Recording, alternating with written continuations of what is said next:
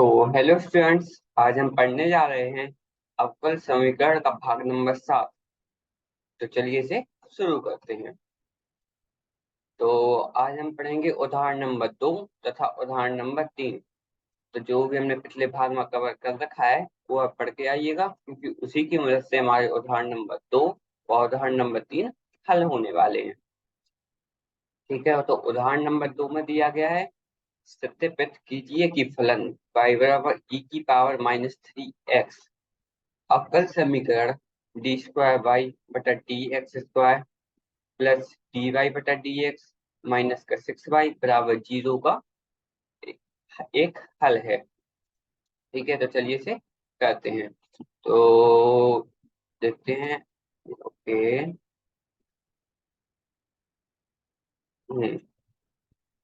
चलिए इसे करते हैं।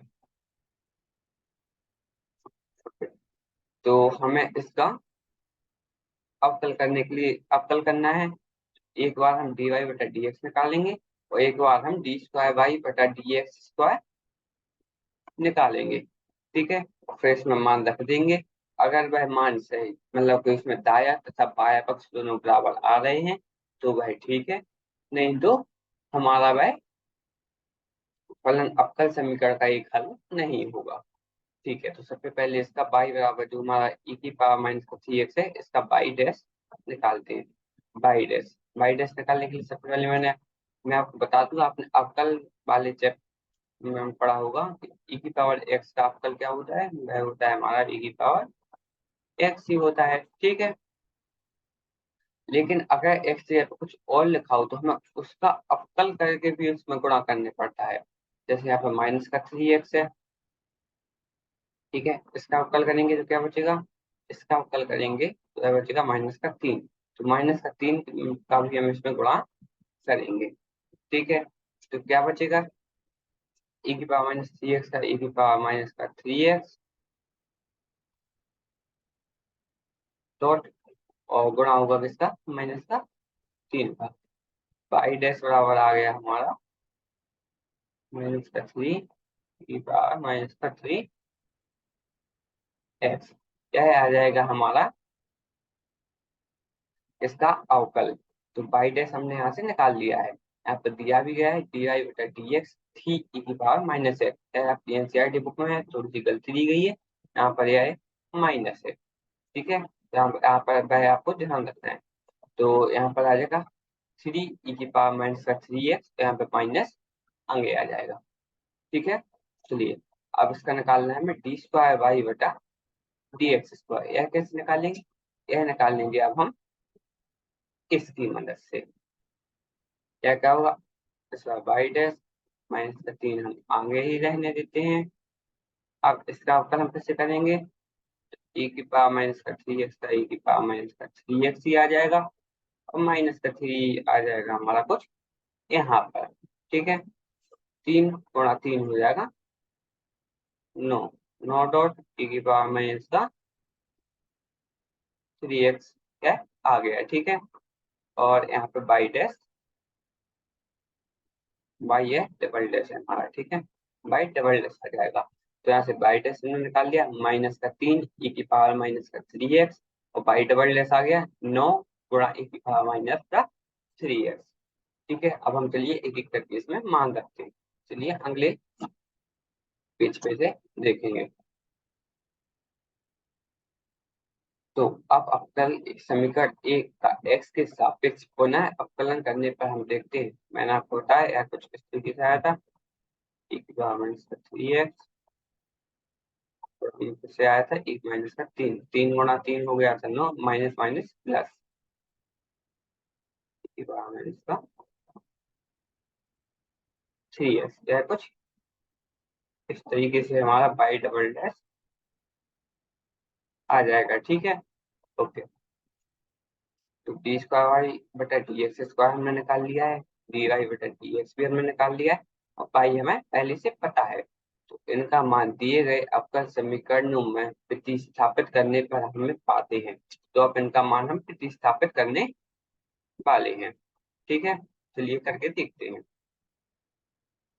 पहले हम अपने अवकल समीकरण को यहाँ पे लिख लेते हैं। अवकल समीकरण क्या थी हमारी, डी स्क्वायर वाई बटा डी एक्स स्क्वायर,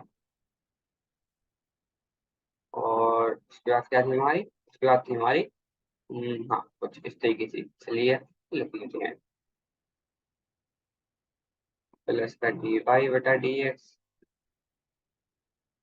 माइनस का सिक्स वाई बराबर जीरो। चलिए अब इसमें एक एक करके मान रखते हैं।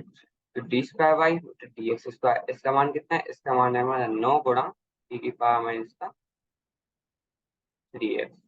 ठीक है, डी वाई बटा डी एक्स का मान कितना था, वह था हमारा माइनस का 3 गुणा e की पावर माइनस का 3x। वह मान था हमारा e की पावर माइनस का 3x, और 6 यहाँ पे लिखा है तो 6 गुणा कर देंगे, 6 e की पावर माइनस का 3x बराबर जीरो। चलिए इसको आगे हल करते हैं, तो यह कुछ इस तरीके से आ जाएगा, 9 गुणा e की पावर माइनस का 3x माइनस का 3 और 6 कितने हो जाएंगे, 9। 9 गुणा e की पावर माइनस का 3x, तो यह और यह कट के हमारे हो जाएंगे जीरो। जीरो बराबर आ जाएगा जीरो। तो हमारे यहाँ पे दाया तथा बाया पक्ष दोनों बराबर हो चुके हैं। तो इसका मतलब कि यह दिया हुआ फलन हमारे अवकल समीकरण का एक हल है। देखो मैंने बताया भी था कि यहाँ पे थोड़ी सी गलती दी गई है, इन लोगों ने यहाँ पर माइनस आगे लिख दिया है। ठीक है, तो ठीक है, इसलिए दिया हुआ फलन दिए हुए अवकल समीकरण का एक हल हो जाएगा। यह हमने निकाल लिया है कि भाई कैसा होगा। बस आपको क्या करना है, डी वाई बटा D X D square Y बटा D X square D cube Y बटा डी एक्स क्यूब डी की पावर 4 वाई बटा डी एक्स की पावर 4। आपको जो भी निकालने को बोले आपको वो निकाल लेना है, और पूरे अवकल समीकरण में उसका मान को रख देना है। अगर उसमें दाया तथा बाया पक्ष दोनों बराबर आ जाएं तो बहुत अच्छी बात है, आपका वह अवकल समीकरण का हल हो जाएगा। ठीक है, चलिए आगे देखते हैं। तो आगे हम हल करने वाले हैं उदाहरण नंबर 3 को। ओके, चलिए करते हैं। तो सत्यापित कीजिए कि फलन y बराबर a cos x plus b sin x, जिसमें a तथा b हमारे चर हैं। a तथा b हमें कुछ चर दिए गए हैं, हमारा फलन है a cos x plus b sin x। अवकल समीकरण डी स्क्वायर वाई बटा D X square plus Y बराबर जीरो का हल है। चलिए इसमें से करना है, चलिए इसे करके देखते हैं। इसको करने के लिए मैंने आपको बताया आपको निकालना है, कुछ यह निकालना है आपको, और आपको इसकी जरूरत है। तो बाई तो हमें पहले से हमें दिया गया है, तो हमको बस इसी चीज को निकालने की जरूरत है। ठीक है, तो सबसे पहले हम निकालते हैं बाई डैश। बाई डैश का मतलब क्या है, बाई डैश का मतलब डी वाई बटा डी एक्स। इसको निकालते हैं तो इसका एक cos x, ये हमारा डेरिवेटिव रहेगा cos x। cos x का अवकल क्या होता था, चलिए पहले मैं यहाँ पे साइड में लिख दूं, sin x का अवकल है हमारा cos x। तो हमारा cos x का अवकल है हमारा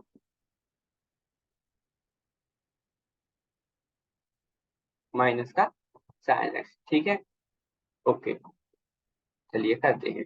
ए cos x का अवकल क्या है हमारा, वह है हमारा माइनस का sin x। तो यह आ जाएगा कुछ माइनस का a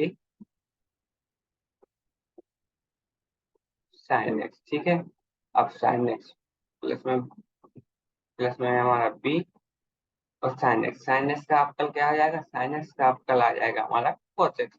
तो यह हो जाएगा b cos एक्स। ठीक है, तो यहाँ से बाई डैश तो आ गया a sine x plus, sorry minus का a साइन एक्स प्लस का b cos एक्स। अब इसका बाई डबल डैश निकालते हैं। ठीक है, यहाँ से हम बाई डबल डैश निकालें तो यह आ जाएगा हमारा साइन एक्स का अवकल क्या है cos एक्स, तो आ जाएगा हमारा माइनस का a cos x. cos x का अवकल क्या है, cos एक्स का अवकल है हमारा माइनस का साइन एक्स। तो आ जाएगा माइनस का b साइन एक्स। तो हमने यहाँ से बाई डबल डैश को निकाल लिया है। ठीक है, अब बस हमें इसका मान इस समीकरण में रखना है और देखना है कि दायां तथा बायां पक्ष यहाँ से 0 होने वाला है कि नहीं। चलिए अगले पेज पे से देखते हैं। तो इन लोगों ने यहाँ पर यही किया है कि बाई जो हमारा समीकरण दी गई थी, दोनों उसके दोनों पक्षों को x के सापेक्ष उच्चतर अवकलज कर लिया है। dy बटा dx क्या आ गया था हमारा यहाँ पे, आ गया था हमारा cos x का अवकलज हमने यहाँ पे अलग से किया था, sin x का अलग से किया था, तो यह आ गया था माइनस का a sin x plus b cos x। अब हम इसका फिर से अवकलज करेंगे, तो यह आ गया हमारा माइनस का a cos x माइनस का b sin x। D square Y बटा डी एक्स स्क्वायर हमारा यहाँ से निकल गया है। अब बस हमें इसका मान रखना है, और अगर उस मान को रखने के बाद दोनों पक्ष बराबर आ जाते हैं तो हमारा फलन वह हमारा उस अवकल समीकरण का हल होगा। ठीक है, तो डी स्क्वायर वाई बटा डी एक्स स्क्वायर एवं वाई का मान दिए हुए अवकल समीकरण में प्रतिस्थापित करने पर हम प्राप्त करते हैं। बायां पक्ष था हमारा कुछ इस तरीके से और इस तरीके से। अब देखिए, मैं पहले इसको अच्छे से लिख के बताता हूँ यह कैसे हुआ। सबसे पहले हम अपनी समीकरण को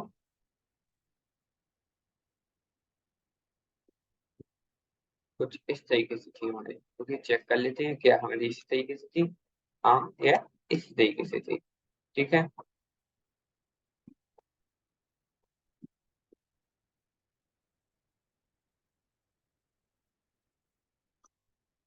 और हमारे बाई बाई का मान था हमारा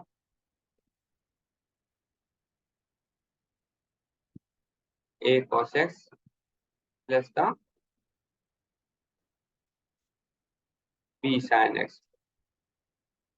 और बाई डबल डैश का मान क्या था हमारा माइनस का a cos x माइनस का b sin x। चलिए अब इसमें इसका मान रख के देखते हैं, तो आ जाएगा हमारा माइनस का a cos x माइनस का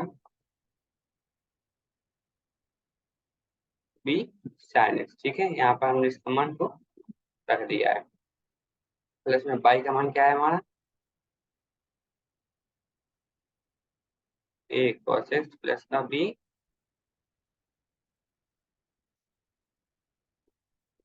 sin x।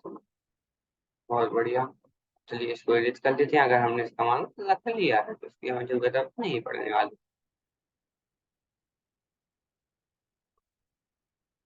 ठीक है, अब चलिए इस ब्रैकेट को खोल कर देखते हैं, तो यहाँ से देखिए यह इससे कट जाएगा और यह हमारा इससे कट जाएगा, ये दोनों चीज कट चुके हैं तो बराबर आ जाएगा हमारा 0।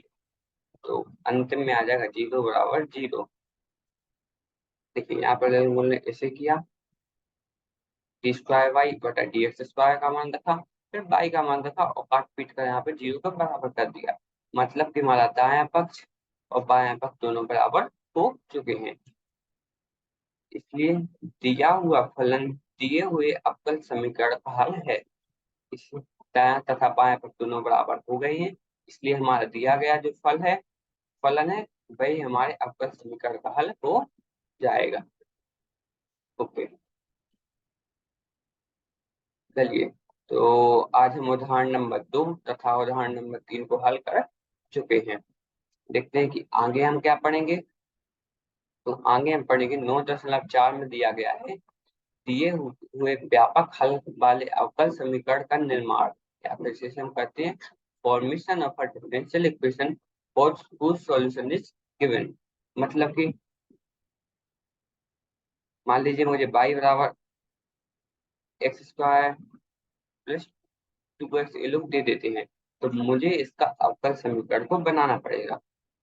देखिए मैं बनाने के लिए कुछ भी यहाँ पे मान ली करता हूँ, डी वाई बटा डी एक्स मान लो निकाल के करता हूँ उसका, तो 2x प्लस 2 आ जाएगा, और डी स्क्वायर वाई बटा डी एक्स स्क्वायर निकालता हूँ तो यहाँ पर है 2 के बराबर आ जाएगा। तो इस तरीके से मैं कुछ भी करके इसके अवकल समीकरण का निर्माण करूंगा और इसकी व्यापक खेती मदद से। ठीक है, उसका सॉल्यूशन हमें दिया हुआ होगा, उसकी मदद से हम इसके आप व्यापक सॉल्यूशन के व्यापक हल की मदद से इस अवकल समीकरण को निकालेंगे। ओके। ठीक है, तो आगे आगे हम बस इसी को पढ़ने वाले हैं। तो बस आज के लिए बस यहीं पर खत्म करते हैं। और जो भी हमने पढ़ा उसको मैंने आपको बताया कि आप अलग से कॉपी में लिख के रख लीजिएगा, क्योंकि हमें बाद में पढ़ने में उसको आसानी होगी।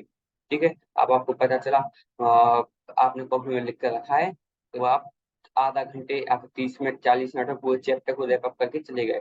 मान लीजिए आपके पास केवल एक ही दिन है, परीक्षा का समय है। ठीक है, आपके पास क्वेश्चन वगैरह आपने लगा रखे हैं, सब कुछ आपने लगा रखा है, लेकिन आपको डर है कि आप कुछ भूल ना जाओ। तो आप एक ही दिन में अपनी सारी चीजों के अगर नोटों को बना रखिए, तो आप सब कुछ पढ़ के उसके एक एक दो दो क्वेश्चन जो भी मैंने किया है करवाए हैं, एक एक दो दो क्वेश्चन आप साथ में लिखिएगा। एक एक दो दो क्वेश्चन आप साथ में लिखोगे, आप करते जाओगे, और वहां से आपको आपको एग्जाम के पहले कोई भी दिक्कत नहीं होने वाली, क्योंकि आपका सब कुछ रिवाइज हो गया होगा। ठीक है, तो बस आज का भाग यहीं पे खत्म करते हैं।